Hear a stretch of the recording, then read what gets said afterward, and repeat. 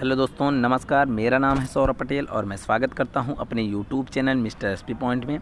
दोस्तों, आज हम आप लोगों के लिए लाए हैं संयुक्त बीएड प्रवेश परीक्षा 2022 का जो मॉडल पेपर है। जो पिछले साल पेपर आया था 2022 में बीएड प्रवेश परीक्षा में, वही आज पेपर हम आप लोगों को सॉल्व करवाने वाले हैं। और ऐसे ही लगातार आज से हम आपको पूरे 10 वर्षों के प्रश्नों को सॉल्व करवाएंगे। 10 वर्ष के प्रथम प्रश्न पत्र जो होता है और द्वितीय प्रश्न पत्र जो होता है, दोनों का वीडियो लगातार लाएंगे। अब तक के लिए हम क्षमा चाहते हैं कि हमने आपको आश्वासन दिया था कि मैं बहुत जल्दी वीडियो बनाने वाला हूं, लेकिन मैं वीडियो बनाने में थोड़ा लेट कर दिया। लेकिन अब मैं स्थिर हो चुका हूं। अब लगातार वीडियोज अपलोड होंगे। कल से लेकर 2-2 वीडियो, 3-3 वीडियो आपको कंटिन्यू दूंगा। आपके पास ज़्यादा समय नहीं है। 15 जून को आपको पेपर होना है और उससे पहले आपको हम तैयारी करवा देंगे। तो उसके लिए आपको आज सबसे पहले हम जीएस के प्रश्न लाए हैं।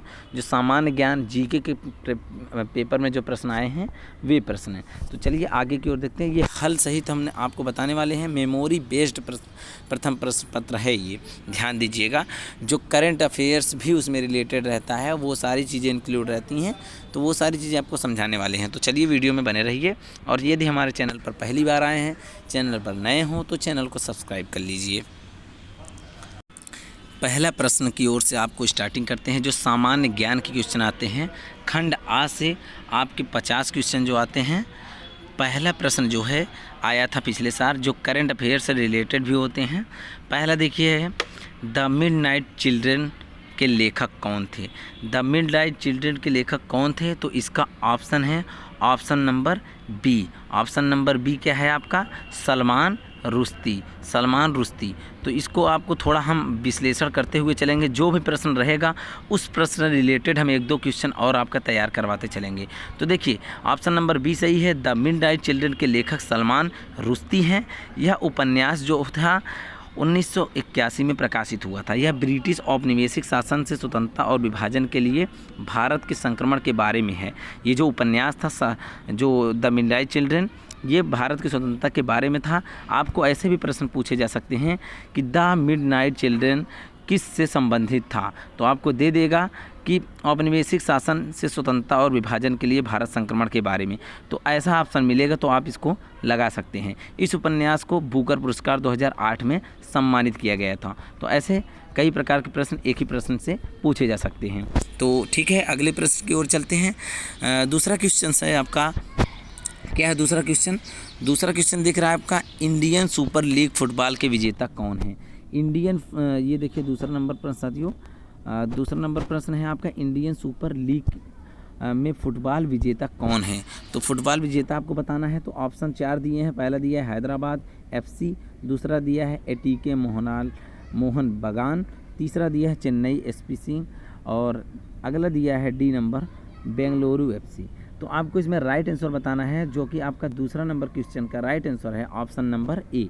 ऑप्शन नंबर ए से आपको पता चलता है कि इंडियन सुपर लीग भारत की व्यावसायिक फुटबॉल लीग है। इसे 11 जो इसमें है, इसमें 11 टीमें खेलती हैं, जो कि 2022 की विजेता कौन थी? एसपी जो एफसी थी, कौन? हैदराबाद एफसी थी। और इसकी स्थापना 2013 में हुई थी। तो इस प्रकार से आपको प्रश्नों को ध्यान देना है। और तीसरे क्वेश्चन की ओर चलते हैं। तीसरा क्वेश्चन क्या है? ये करंट से रिलेटेड पिछले साल जो क्वेश्चन आए थे वे हैं, और इस साल के पूरे करंट आप पिछले 1 वर्षों के करंट जरूर पढ़ लीजिएगा। करंट से जो प्रथम प्रश्न पत्र के सामान्य ज्ञान के क्वेश्चन होते हैं, ज़्यादातर प्रश्न जो होते हैं पूरे करंट से पूछे जाते हैं। तो ये जरूर ध्यान दीजिएगा। तीसरा नंबर प्रश्न क्या है? मिस यूनिवर्स 2021 का आयोजन किस देश में हुआ था? मिस यूनिवर्स 2021 का आयोजन किस देश में हुआ था? ये प्रश्न आया हुआ था पिछले साल, और इसको ध्यान दीजिएगा। इसका राइट आंसर है option number A, Eilat Israel में। इलियट इजराइल में पिछले बार क्या कहते हैं 2021 का मिस यूनिवर्स का जो आयोजन हुआ था। और आपको बता दें कि 17वीं मिस यूनिवर्स प्रतियोगिता थी। इस जो संस्करण में जो विजेता थी, भारत की विजेता हरना संधू थी। हरना संधू थी। इस प्रतियोगिता का आयोजित इलियट इजराइल में हुआ था। यह भारत की तीसरी महिला है जिसने पहले लारा दत्त थी, 2000 में लाई थी इस पुरस्कार को, और दूसरी थी सुष्मिता सेन 1994 में, और तीसरी थी 2022 में मिस यूनिवर्स खिताब लाने वाली जो थी बोनी नोला थी ग्रेबियन। इस प्रकार से तीनों ने अब तक में लाया था। और नेक्स्ट क्वेश्चन की ओर चलेंगे, जो इसकी चौथा प्रश्न है। चौथा प्रश्न आपका है, एंग्लो इंडियन के मनोनयन की प्रक्रिया किस अनुच्छेद में है? जो एंग्लो इंडियन में मनोनयन की जो प्रक्रिया है ये किस अनुच्छेद में है, ये आपका प्रश्न है, तो इसको ध्यान दीजिएगा। इस प्रश्न का राइट आंसर है ऑप्शन नंबर ए, आर्टिकल 331 अर्थात आर्टिकल 331। भारत की संसद में एंग्लो इंडियन प्रतिनिधित्व के लिए अनुच्छेद 331 के तहत 2 लोगों को नामित करने का अधिकार दिया गया है। मोदी सरकार द्वारा 20 जनवरी 2020 से इसे समाप्त किए जाने का फैसला किया गया है। इस प्रकार से हम अगले प्रश्न की ओर चलेंगे। अगले प्रश्न क्या है, CABE का फुल फॉर्म क्या है? CABE का फुल फॉर्म क्या है? ध्यान दीजिएगा, इसका आंसर होगा ऑप्शन नंबर ए, केंद्रीय शिक्षा सलाहकार board, central advisory board of education. यह शिक्षा संबंधी विषयों के लिए जो प्रांतीय सरकारों की सलाह देने के लिए 1921 में स्थापना की गई थी। इसका कार्य शिक्षा की प्रगति से संबंधित होता है, उपयोगी तथ्य एकत्रित करना होता है तथा अन्य तथ्यों का निरीक्षण करके सुझावों को केंद्रीय प्रशासन के पास भेजना होता है। किसका काम होता है? CABE का कार्य। अगले प्रश्न की ओर चलेंगे। देखिए साथियों, अगला प्रश्न क्या है? अगला प्रश्न आपका ऑप्शन नंबर 6 नंबर आ गया है प्रश्न नंबर। तो 6 नंबर जो प्रश्न है ये क्या है? तो देखिए, पराग अग्रवाल 2021 में किस कंपनी के CEO हैं? तो CEO जो बनाए गए थे पराग अग्रवाल 2021 में किस कंपनी के? तो ये आपका करंट से रिलेटेड पिछले साल प्रश्न आया था, इसीलिए बोल रहा हूँ आज से पिछले 1 साल के करंट जरूर पढ़ लीजिए। इसका जो राइट आंसर था आपका ऑप्शन नंबर ए, ट्विटर के जो पराग अग्रवाल बने थे CEO, क्योंकि ट्विटर एक सोशल मीडिया प्लेटफॉर्म है, आप जानते ही होंगे। इसकी स्थापना मार्च 2006 में सैन फ्रांसिस्को अमेरिका में हुई थी और वर्ष 2021 में पराग अग्रवाल को ट्विटर का CEO बनाया गया था। वर्तमान में इसके CEO कौन है? Elon Musk. और आप लोग करंट जरूर देख लीजिएगा, CEO वगैरह बहुत जल्दी बदलते रहते हैं, तो इस तरीके से आपको ज़रूरी है, एग्जाम में प्रश्न आ सकते हैं ऐसे, तो करंट जरूर ध्यान देना है। उसके बाद अगला प्रश्न है जो 7 नंबर, कौन सा आर्टिकल आपातकाल से है? कौन सा आर्टिकल जो है वो आपातकाल से है? तो इसका right answer option number A है। Right answer option number A है। भारत के संविधान में आपातकाल का 3 प्रकार से उल्लेख किया गया है। ध्यान दीजिएगा, आर्टिकल जो है 352, आर्टिकल 356, आर्टिकल 360। इन तीनों आर्टिकल को भारत के संविधान में आपातकाल के नाम से उल्लेख किया गया है, और यदि इन तीनों में से कोई एक ऑप्शन आ जाता है आपातकाल को लेकर के, तो आपको वही आंसर में लगा देना है। आपको बता दें कि जो 352 है, 352 आर्टिकल जो है ये भारत की सुरक्षा या उसके हिस्से में युद्ध या बाहरी हिस्से में आक्रमण के या सशस्त्र विद्रोह का खतरा होता है, तब ये 352 अनुच्छेद लगाया जाता है। अनुच्छेद 356 किसी राज्य के शासन की विफलता से संबंधित होता है। अनुच्छेद 360 वित्तीय आपातकालीन से संबंधित होता है। इस प्रकार से भी प्रश्न आपके पूछे जा सकते हैं, कौन सा अनुच्छेद किससे संबंधित है। अगले प्रश्न की ओर चलते हैं साथियों। राष्ट्रीय खेल संस्थान कहाँ है? राष्ट्रीय खेल संस्थान कहाँ है? तो इसका right answer option number A है, पटियाला पंजाब में। पटियाला पंजाब में राष्ट्रीय खेल संस्थान है, और ये राष्ट्रीय क्रीड़ा संस्थान पटियाला पंजाब में स्थित है। इसे नेताजी सुभाष चंद्र राष्ट्रीय क्रीड़ा संस्थान के नाम से जाना जाता है। यह एशिया का सबसे बड़ा संस्थान है। ये एशिया का क्या है? सबसे बड़ा संस्थान। आपको प्रश्न आ सकता है एशिया का सबसे बड़ा संस्थान कौन है? तो राष्ट्रीय खेल संस्थान जो पंजाब पटियाला में स्थित है। ठीक है, अगले प्रश्न की ओर चलेंगे। सबसे पुराना वेद कौन सा है? सबसे पुराना वेद कौन सा है? वेदों को जरूर आप पढ़िएगा। हम आपके लिए स्पेशल हिस्ट्री, ज्योग्राफी और आपका हिंदी, इन सारे विषयों के पॉलिटी के अलग अलग स्पेशल वीडियो लाएंगे।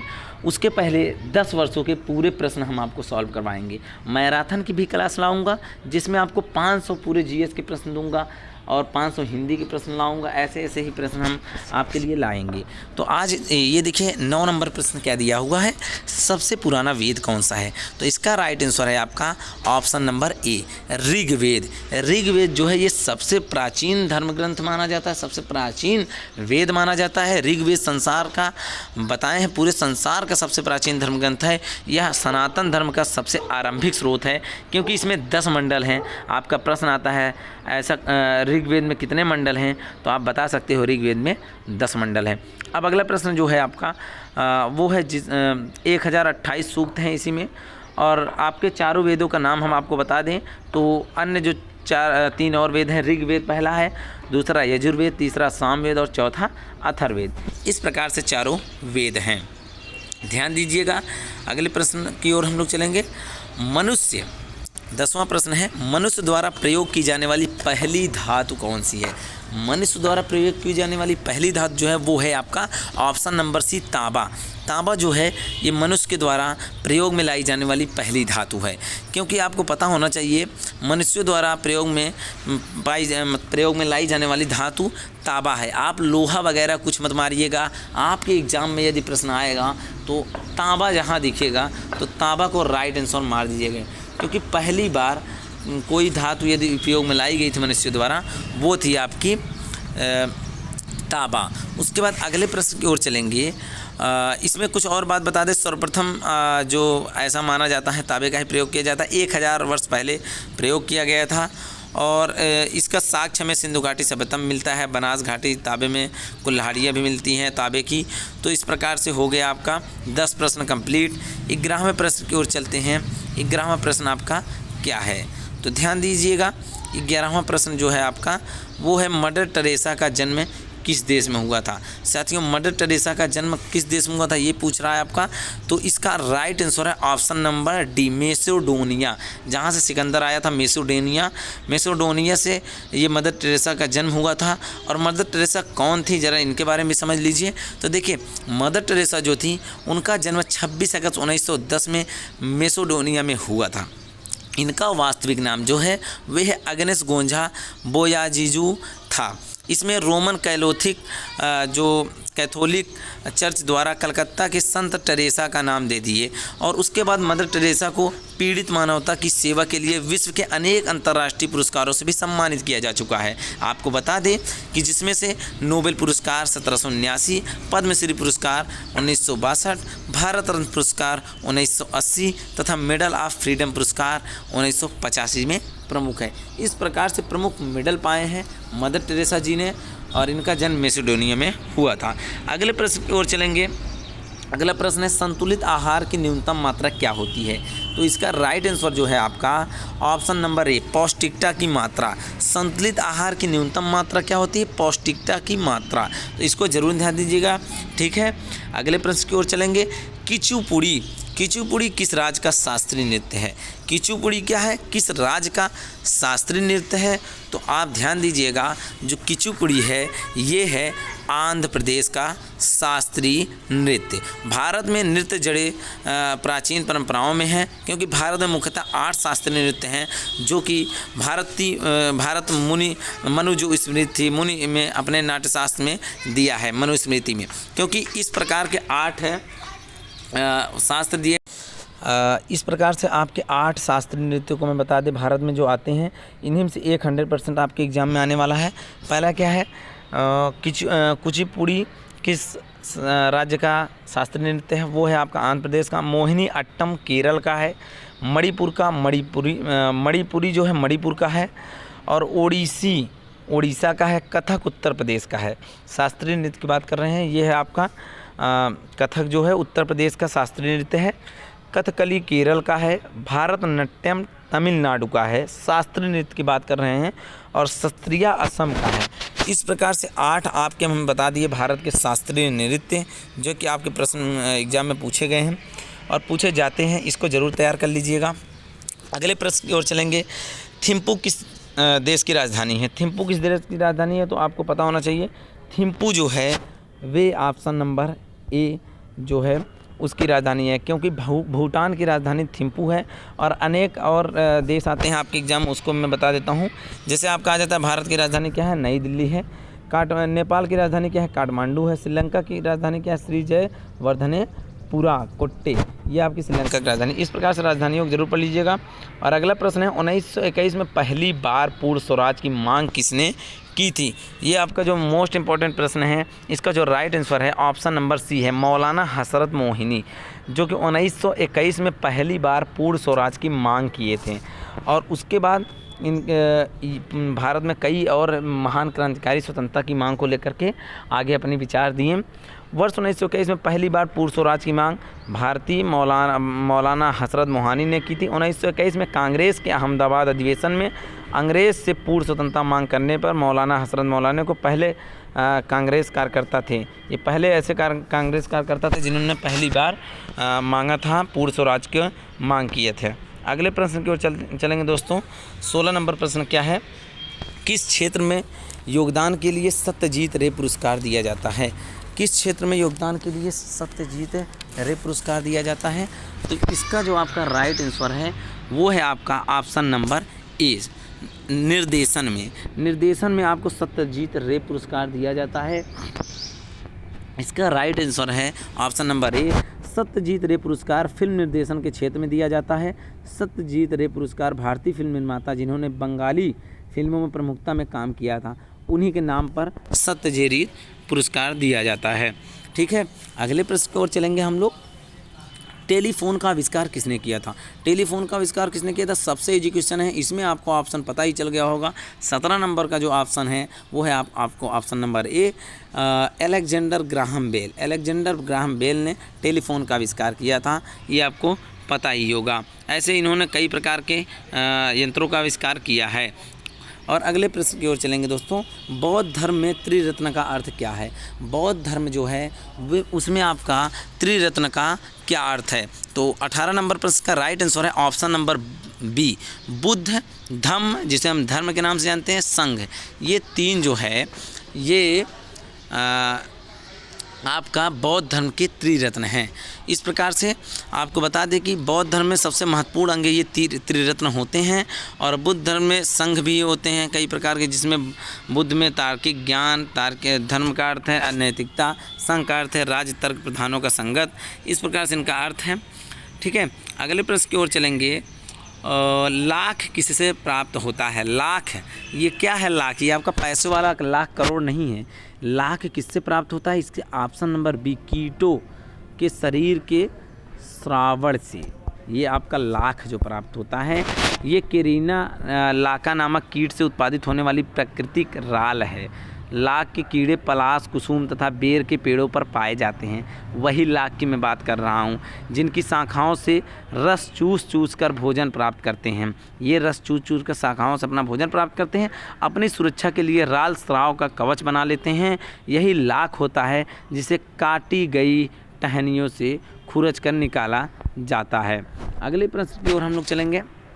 अगला प्रश्न जो है आपका वो है बीसी राय अवार्ड किस क्षेत्र में दिया जाता है।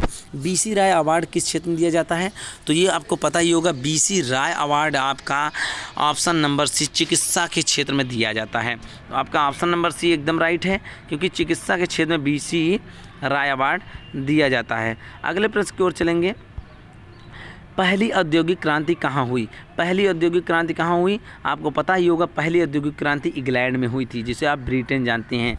तो पहली औद्योगिक क्रांति कहाँ हुई थी, ब्रिटेन में। अगले प्रश्न की ओर चलेंगे। इंटरनेट ब्राउज़र में कौन सा नहीं है क्या है, इंटरनेट ब्राउज़र कौन सा नहीं है, तो आपको पता ही होगा। इसका राइट आंसर है साथियों आपका, जो हमने अभी बताया आपका इसका राइट आंसर है ऑप्शन नंबर ए, इंटरनेट ब्राउज़र कौन सा नहीं है, लेआउट। लेआउट जो है आपका ऑप्शन। अगला प्रश्न है साथियों आपका, स्कूल शिक्षा से संबंधित है। स्कूल शिक्षा से संबंधित है, तो इसमें आपका राइट आंसर होगा NCERT, ऑप्शन नंबर ए। क्योंकि आपको पता होगा राष्ट्रीय शैक्षणिक अनुसंधान और प्रशिक्षण परिषद NCERT एक सरकारी संगठन है, जिसे भारत में स्कूली शिक्षा के गुणात्मक सुधार की सहायता के लिए स्थापित किया गया। तो ये आपका ये आपका है स्कूली शिक्षा स्थापित किया गया था। अगला प्रश्न चलेंगे साथियों, NH2 की तुलना में अधिक COOH समूहों वाले अमीनो अम्ल को अमीनो अम्ल कहा जाता है। इसमें से ऑप्शन नंबर जो है सी, अम्लीय एसिडिक, ये आपका राइट आंसर है साथियों, क्योंकि आपको पता ही होगा NH2 समूह की तुलना में अधिक COOH समूहों वाले अमीनो अम्ल का अम्लीय अमीनो अम्ल कहा जाता है। इसमें कार्बनिक यौगिकों को अमीनो NH2 व कार्बोक्सिल COOH दोनों ग्रुप मौजूद होते हैं। क्षारीय अमीनो अम्ल में COOH समूह की अपेक्षा NH2 समूहों की संख्या अधिक होती है, इसलिए ऑप्शन नंबर सी जो है अम्लीय एसिडिक सही होगा। अगले प्रश्न की ओर चलेंगे, निम्नलिखित में से कौन एक थर्मोस्टेटिक प्लास्टिक है? तो इसका ऑप्शन होगा option number option number B, Bakelite. Bakelite जो है ये आपका ऑप्शन नंबर सही है, तो इसलिए दिए गए विकल्प में बैकेलाइट ऑप्शन सही है, क्योंकि निम्नलिखित में से ये थर्मोस्टेटिक प्लास्टिक है। अगला प्रश्न चलेंगे, माउंट एवरेस्ट पर चढ़ने वाली पहली महिला कौन थी? ये आपको पता ही होगा, माउंट एवरेस्ट पर चढ़ने वाली पहली महिला कौन थी? जुंको ताबेई माउंट एवरेस्ट पर चढ़ने वाली प्रथम महिला जुंको ताबेई हैं। यह जापान की रहने वाली हैं। जुंको 7 महाद्वीपों पर प्रत्येक की सबसे ऊंची चोटियों पर चढ़ाई करने वाली पहली महिला हैं। इसका प्रश्न आपको लगातार पूछा गया है बहुत सारे एग्जाम में, ये ध्यान दीजिएगा। अगला प्रश्न है, NCTE की स्थापना भारत सरकार में किस अधिनियम के द्वारा हुई थी? तो NCTE की स्थापना भारत में हुई थी आपका ऑप्शन नंबर 1993 जो दिया है ए नंबर, क्योंकि राष्ट्रीय शिक्षा परिषद आपको पहले ही बता दिया है, एक NCERT थी तो एक NCTE थी, और इसकी स्थापना राष्ट्रीय शिक्षा परिषद अधिनियम 1993 के तहत 17 अगस्त 1995 की गई थी। इसका उद्देश्य भारतीय शिक्षा प्रणाली के मानक प्रक्रियाओं तथा धाराओं की स्थापना की निरीक्षण करना था। अगला प्रश्न की ओर चलेंगे, फेफड़ों की बाहरी जो आवरण परत को क्या कहते हैं? फेफड़ों की जो बाहरी आवरण परत को क्या कहते हैं? तो इसका जो राइट नंबर आंसर है आपका वो है ऑप्शन नंबर ए, फुफ्फुस आवरण। तो अगला प्रश्न की ओर चलेंगे साथियों, 29 नंबर, इसमें क्या है, बाबा साहेब भीमराव अम्बेडकर को भारत रत्न कब दिया गया? बाबा साहब भीमराव अम्बेडकर को भारत रत्न कब दिया गया? तो ऑप्शन नंबर डी, 1990 में, क्योंकि बाबा साहेब भीमराव अम्बेडकर को वर्ष 1990 में भारत रत्न से सम्मानित किया गया। भीमराव अम्बेडकर एक भारतीय न्यायविद थे, अर्थशास्त्री भी माने गए हैं, समाज सुधारक के रूप में तथा राजनीतिक नेता के रूप में थे। इन्होंने भारत के संविधान का मसौदा तैयार किया और उसमें तैयार करने वाली समिति जो थी उसका नेतृत्व किया, जिसके कारण इन्हें भारतीय संविधान का जनक कहा जाता है। अगले प्रश्न की ओर चलेंगे, उर्दू के लिए साहित्य अकादमी पुरस्कार 2021 में किसे दिया गया था? ये आपका करंट से रिलेटेड प्रश्न था, जो कि इस बार भी नए नए करंट से रिलेटेड प्रश्न आएंगे, आपको करंट जरूर पढ़ना है, बार बार मैं बता रहा हूँ। तो इसका राइट आंसर है आपका ऑप्शन नंबर बी, चंद्रभान ख्याल। चंद्रभान ख्याल जो है उर्दू भाषा के रचित उनकी कविता संग्रह ताज़ा हवा की बारिशें की ताबिशें के लिए उन्हें पुरस्कार दिया गया। अगला प्रश्न है, पूर्णतावाद क्या है? पूर्णतावाद क्या है, इसको जानना है आपको। 31 नंबर का राइट आंसर है ऑप्शन नंबर डी, क्योंकि व्यक्ति की चिंता की विशेषता पूर्णतावाद, आत्ममूल्यांकन पूर्णतावाद, एक व्यापक व्यक्ति शैली पूर्णतावाद, इसलिए इसका ऑप्शन नंबर डी सही है उपरोक्त में से सभी। ठीक है, अगले प्रश्न की ओर चलेंगे, सत्यार्थ प्रकाश की रचना किसने की थी? आपको बहुत सारे बुकों की रचनाकारों को भी पढ़ना है, बहुत सारे विविध प्रश्न के रूप में आपके आते हैं। तो सत्यार्थ प्रकाश की रचना किसने की थी? तो इसका राइट आंसर है option number B, Swami Dayanand Saraswati. Swami Dayanand Saraswati ने सत्यार्थ प्रकाश वर्ष 1875 के मूल रूप से हिंदी में लिखी गई पुस्तक थी। इसकी रचना स्वामी दयानंद सरस्वती द्वारा की गई थी। स्वामी दयानंद सरस्वती ने वेदों के ज्ञान को फैलाने के लिए सत्यार्थ प्रकाश लिखा था। इस पुस्तक में वैदिक सिद्धांतों की व्याख्या का स्पष्टीकरण किया गया है। अगले प्रश्न की ओर चलेंगे, ई संजीवनी की शुरुआत कब हुई? ई संजीवनी की शुरुआत कब हुई? तो ये आपका करंट से रिलेटेड प्रश्न था, ऑप्शन नंबर ए सही होगा इसका। नवंबर 2019 में ई संजीवनी की शुरुआत हुई, क्योंकि ई संजीवनी जो था स्वास्थ्य और परिवार कल्याण मंत्रालय द्वारा संचालित ई संजीवनी योजना की शुरुआत हुई थी। और ई संजीवनी देश के चिकित्सकों के मध्य टेलीमेडिसिन सेवा है, जो डिजिटल प्लेटफॉर्म के माध्यम से पारंपरिक प्रत्यक्ष परामर्श तथा विकल्प प्रदान करती है। इसी प्रकार 33 प्रश्न आपके कंप्लीट हो गए हैं। वीडियो थोड़ा लंबा होगा लेकिन आपको पूरा देखना होगा, क्योंकि हम एक क्वेश्चंस के रिलेटेड जो जितने भी और प्रश्न बन सकते हैं उसको भी बताते चल रहे हैं, और अगले वीडियो से आपका और भी अच्छा वीडियो बनेगा। आज मैं ऐसे जगह पे हूँ जहाँ पे बाहरी आवाज़ आपको ज़्यादा सुनाई दे रहा होगा वीडियो में, तो इससे थोड़ा आपको माइंड पे बार बार उस आवाज़ पे दिमाग जा रहा होगा, जैसे बाहरी गाड़ी मोटर्स की आवाज़ और कुत्ते की आवाज़ और बहुत सारे आदमियों की आवाज़, कुछ ऐसा जगह है जहाँ बाहरी आवाज़ ज़्यादा आ रही हैं। तो मैं अब आपको ऐसे जगह मतलब अगले वीडियो से आपके बहुत क्लियर वीडियो रहेगा जिसमें फोकस आपका बढ़िया से हो सकेगा। और बता दें कि आपको बहुत बेहतरीन तरीके से आगे हम आपको ट्रीट करने वाले हैं, बस आपको पहले वीडियो से लेकर हमारे अंत वीडियो तक आपको बने रहना है। तो अगले प्रश्न की ओर चलेंगे साथियों हम। अगला प्रश्न क्या है, हिंदी का पाणिनि किसे कहा जाता है? हिंदी का पाणिनि किसे कहा जाता है? तो इसका आपका राइट आंसर है ऑप्शन नंबर बी, आचार्य किशोरी दास वाजपेयी को हिंदी का पाणिनि कहा जाता है।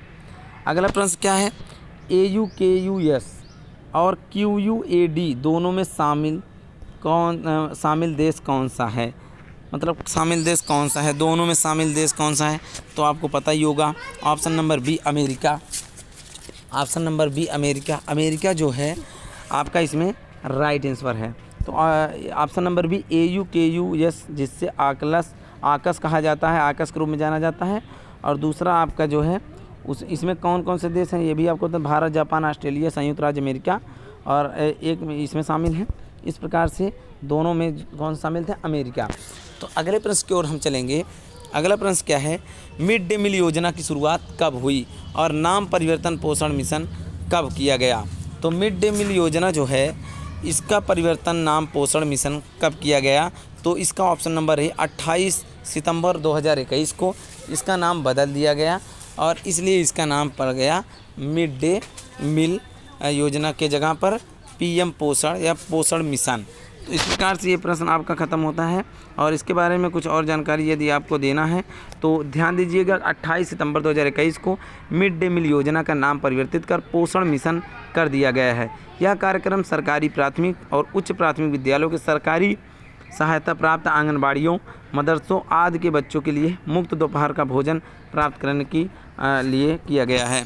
अगला प्रश्न है 37 नंबर, सबसे बड़ी कुश्ती एकेडमी दिल्ली में किस संस्थान द्वारा बनाया गया है? तो इसका ऑप्शन नंबर सी है, भारतीय रेल द्वारा सबसे बड़ी कुश्ती एकेडमी का संस्थापना किया गया है। अगला प्रश्न देखेंगे जो करंट से रिलेटेड है। 38 नंबर प्रश्न, 4 जनवरी 2022 को भारतीय रिजर्व बैंक ने किस विभाग की स्थापना की थी?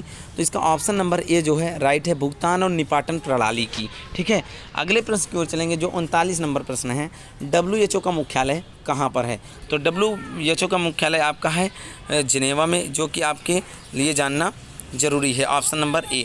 WTO क्या है साथियों, ये भी जान लीजिए, विश्व व्यापार संगठन। तो अगला WTO क्या है साथियों? विश्व व्यापार संगठन। WTO एक अंतर सरकारी संगठन है जो अंतर्राष्ट्रीय व्यापार को नियंत्रित और सुगम बनाता है। 1944 के मार्केस समझौते के अनुसार 1 जनवरी 1995 को गठित यह दुनिया की सबसे बड़ा अंतर्राष्ट्रीय संगठन था और इसका मुख्यालय जिनेवा स्विट्जरलैंड में स्थित है। ध्यान दीजिएगा। अगले प्रश्न की ओर चलेंगे। निम्नलिखित में से कौन सा देश सार्क का सदस्य नहीं है? सार्क क्या है ये भी आपको बता देते हैं। इसका ऑप्शन जो है राइट जो है वो है आपका थाईलैंड। थाईलैंड सार्क का सदस्य नहीं है। अब सार्क क्या है ज़रा इसको भी समझ लीजिए। ऐसे बहुत सारे अंतर्राष्ट्रीय संगठन हैं जिसको आपको जानना ज़रूरी है। तो देखिए, थाईलैंड सार्क का सदस्य नहीं है। दक्षिण एशियाई क्षेत्रीय सहयोग संगठन the South Asian Association for Regional Cooperation, SAARC जिसे जाना जाता है शॉर्ट फॉर्म में, इसकी स्थापना 8 दिसंबर 1985 को ढाका बांग्लादेश की राजधानी जो है वहाँ पर सार्क चार्टर पर हस्ताक्षर के साथ की गई थी। और आपको बता दें 7 संस्थापक देशों बांग्लादेश, भूटान, भारत, मालदीव, नेपाल, पाकिस्तान एवं श्रीलंका के विदेश सचिवों के परामर्श के बाद इसकी प्रथम मुलाकात अप्रैल 1981 के कोलंबिया में हुई थी। दक्षिण एशियाई जो क्षेत्रीय सहयोग का विचार सर्वप्रथम नवंबर 1980 में सामने आया था। अफगानिस्तान में वर्ष 2005 में आयोजित 13वें वार्षिक शिखर सम्मेलन सार्क द्वारा सबसे नया सदस्य बना था अफगानिस्तान। इसका संगठन मुख्यालय एवं सचिवालय नेपाल के काठमांडू में अवस्थित है। अगले प्रश्न की ओर चलेंगे। भारत में बच्चों का यौन अपराधों के संरक्षण के लिए अधिनियम कब अधिनियमित किए गए? तो इसका ऑप्शन नंबर आपका सी है 2012 में, क्योंकि यौन अपराध से बच्चों के संरक्षण से संबंधित अधिनियम जो protection of children from sexual offence act जो है POCSO नाम से जो जाना जाता है, ये 2012 में अधिनियमित किया गया। यह जो था अधिनियम बच्चों के हित और सुरक्षा को ध्यान रखते हुए बच्चों को यौन अपराध, यौन उत्पीड़न तथा पोर्नोग्राफी से संरक्षण प्रदान करने के लिए लागू किया गया। इस अधिनियम में बालक 18 वर्ष से कम आयु से व्यक्ति के रूप में परिभाषित किया गया। अगले प्रश्न की ओर चलेंगे जो है 42 नंबर प्रश्न। 4 जनवरी 2022 को भारतीय रिजर्व बैंक ने किस विभाग की स्थापना की? तो अगला प्रश्न जो है आपका इसमें जो इसका राइट आंसर होगा वित्तीय प्रौद्योगिकी की स्थापना। तो इस प्रकार से आपका भारतीय रिजर्व बैंक फिटनेस वित्तीय प्रौद्योगिकी की स्थापना किया था। अगले प्रश्न को चलेंगे 43 नंबर प्रश्न। भारत ने सबसे ज़्यादा निर्यात किस वित्तीय वर्ष में किया था? तो ऑप्शन नंबर डी जो है उसका सही है। 2021-22 में भारत ने वित्त वर्ष 2021-22 सबसे ज़्यादा निर्यात किया था। 417.81 बिलियन अमेरिकी डॉलर का सार्वकालिक उच्च वार्षिक व्यापारिक निर्यात किया था। यह वित्त वर्ष 2021-22 2020-21 की अपेक्षा देखिए 2020-21 में जो था 291.81 डॉलर था और 2021-22 में 417.81 बिलियन अमेरिकी डॉलर, और उसके पहले जो है उसकी तुलना में 43.18% अधिक, और वित्त वर्ष 2019-20 के जो आपका रिकॉर्ड था वो 313.36 बिलियन अमेरिकी डॉलर की तुलना से कहीं ज़्यादा था। इस प्रकार से अगले प्रश्न की ओर हम चलेंगे जो कि आपके पूरे यहाँ पे इतने प्रश्न हो गए। WHO कुछ प्रश्न आपका शायद यहाँ छूट गया तो आप लोग ध्यान दीजिएगा। हाँ, तो यहाँ आपके जो प्रश्न छूटे थे ये छूटा है आपका WHO की स्थापना, नहीं यहाँ प्रश्न आपके नहीं छूटे हैं, मुझे लगा कि आपके प्रश्न छूटे हैं। तो 44 नंबर प्रश्न देखते हैं। 44 नंबर प्रश्न क्या है? विश्व की सबसे लंबी सुरंग की जो है कि 10,000 फुट की ऊंचाई पर स्थित है, वो कौन सी सुरंग है उसके बारे में बताइए। ऑप्शन नंबर बी है अटल टनल सुरंग। इसके बारे में आपको बता देते हैं। अटल टनल सुरंग को आधिकारिक तौर पर वर्ल्ड बुक ऑफ रिकॉर्ड्स द्वारा 10,000 फीट की अधिक ऊंचाई पर स्थित विश्व की सबसे लंबी राजमार्ग सुरंग के रूप में प्रमाणित किया जा चुका है। 9.02 किलोमीटर लंबी यह सुरंग रोहतांग दर्रे से पश्चिमी से एक पहाड़ को काटकर बनाई गई है और यह सोलांग घाटी तथा सिसु के बीच की दूरी को लगभग 46 किलोमीटर कम करती है। इसलिए इस सुरंग को बनाया गया है। लगभग 50 किलोमीटर दूरी को कम समय में 10 किलोमीटर में बनाया गया है और यह सुरंग हिमालय के पीर पंजाल रेंज में अवस्थित है। अगले प्रश्न की ओर चल देंगे हैं। अगला प्रश्न क्या है? भारत की किस नदी को वृद्धगंगा जाना जाता है? भारत में किस नदी को वृद्धगंगा के नाम से जाना जाता है? तो ये आपका ऑप्शन नंबर बी है, गोदावरी नदी। गोदावरी नदी जो है ये प्रायद्वीप भारती की सबसे लंबी नदी माना जाता है, जिसकी कुल लंबाई 1465 किलोमीटर है। दक्षिणी भारत की सबसे लंबी नदी होने के कारण इसे दक्षिणी गंगा भी कहते हैं। इसे वृद्धगंगा के नाम से भी जाना जाता है। इसका उद्गम पश्चिमी घाट की पहाड़ियों से स्थित त्र्यंबकेश्वर नामक स्थान से होता है। इसकी प्रमुख सहायक नदियाँ जो प्रणाहिता हैं, पूर्णा पेनगंगा है, वर्धा वेनगंगा, इंद्रावती है और मंजीरा है। ठीक है, अगले प्रश्न की ओर चलेंगे जो कि 46 नंबर प्रश्न है, क्वेश्चन है। सर्वम दुखम जैसे सार्वभौमिक सत्य के धर्म के द्वारा बताया गया है। किस धर्म के द्वारा बताया गया है? तो ये आपका किस धर्म से है बताया गया है? क्या है? सर्वम दुखम जैसे सार्वभौमिक सत्य को किस धर्म से बताया गया है? तो ऑप्शन नंबर सी जो बौद्ध धर्म से बताया गया है। सर्वम दुखम जैसे सार्वभौमिक सत्य को बौद्ध धर्म से द्वारा बताया गया है। ठीक है, अगले प्रश्न जो है आपका अगला क्वेश्चन, विश्व वन दिवस कब मनाया जाता है? आपको बता दें कि आपके एग्ज़ाम में ये जो विश्व वन दिवस बहुत सारे दिवस पूछे जाते हैं, तो ये ज़रूर आप सारे दिवस को पढ़ लीजिएगा। हर महीने के जितने भी दिवस होंगे, मोस्ट इंपॉर्टेंट दिवस। और एक दिन मैं इसका स्पेशल वीडियो लाऊंगा, ज़रूर लाऊंगा।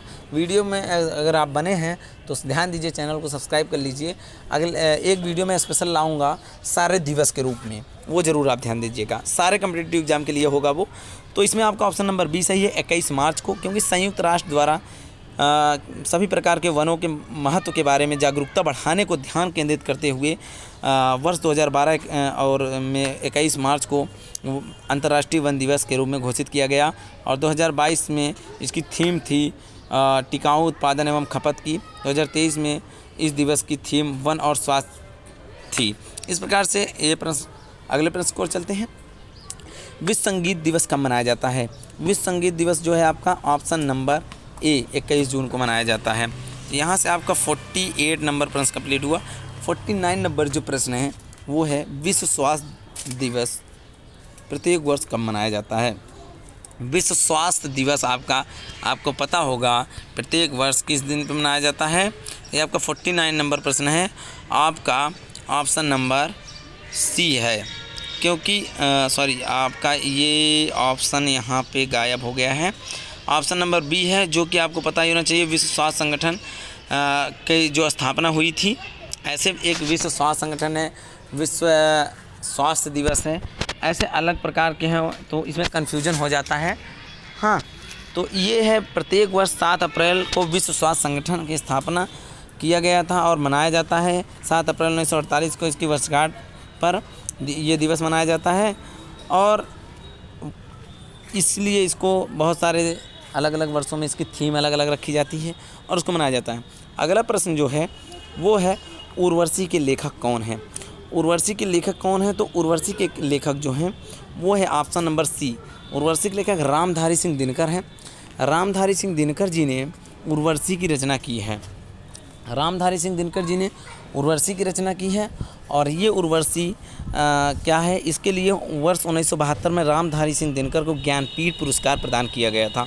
इस काव्य में उन्होंने उर्वशी और पूर्वा के प्राचीन आख्यान को नए सिरे में देखा है, तो इस प्रकार से नए अर्थ में जोड़ना चाहा है। इस प्रकार आपका आज का वीडियो समाप्त होता है। क्योंकि बीएड एंट्रेंस एग्जाम से जो प्रथम प्रश्न पत्र के 50 जीके जीएस के प्रश्न थे, आज मैंने उन वीडियोज़ को ला दिया है और आज आपका यहाँ से ये वीडियोज़ 50 कंप्लीट होते हैं। 50 प्रश्न जो प्रथम प्रश्न पत्र में आपके जीएस के आते हैं, ऐसे आते हैं। करंट से मिक्स जीएस आते हैं और सेकंड टाइम के जो 50 जीएस क्वेश्चन होंगे वे द्वितीय पेपर के 50 जीके जीएस के प्रश्न अगले वीडियो में आपको दूंगा। और आज के लिए इतना ही, और हमारे चैनल को सब्सक्राइब कर लीजिएगा, वीडियो को शेयर कर दीजिएगा और हम स्पेशल वीडियो आपके लिए लाएंगे। और आज के लिए जितना प्रयास रहा है, पहला दिन था, पहला वीडियो था, उसके लिए आपको क्या कहते हैं बहुत बहुत धन्यवाद वीडियो में अंत तक बने रहने के लिए। और मिलेंगे अगले वीडियो में। बहुत बहुत धन्यवाद।